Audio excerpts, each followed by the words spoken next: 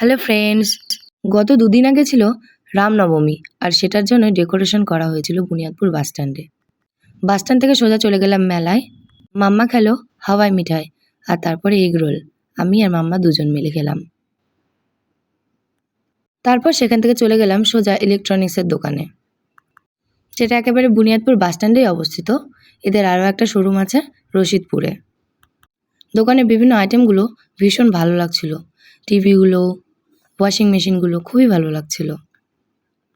যাই হোক, আমরা কেন গিয়েছিলাম সেটা তোমাদের সাথে অবশ্যই শেয়ার করব। গত রাতে আমার বরের নাইট ডিউটি ছিল। রাতে আমাকে আর মাম্মাকে একাই ঘুমাতে হলো। যাই হোক, সকাল হয়ে গেল। এখন প্রতিদিনই দুপুরের দিকে রোদের প্রচণ্ড তাপ থাকে, কিন্তু সকালবেলার ওয়েদারটা তুলনায় অনেক ভালো থাকে।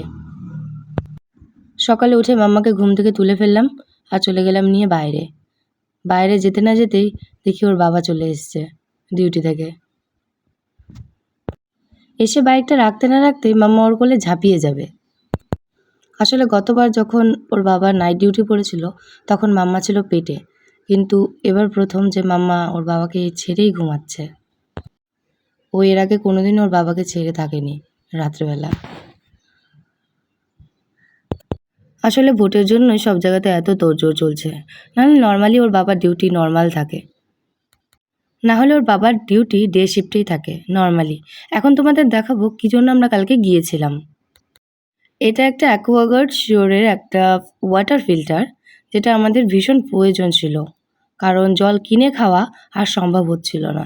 দুপুরবেলা অ্যাকোয়াগার্ড সার্ভিস সেন্টার থেকে লোক এসে ফিল্টারটি লাগিয়ে দিয়েছিল। বাই বাই, দেখা হচ্ছে নেক্সট ভিডিওতে।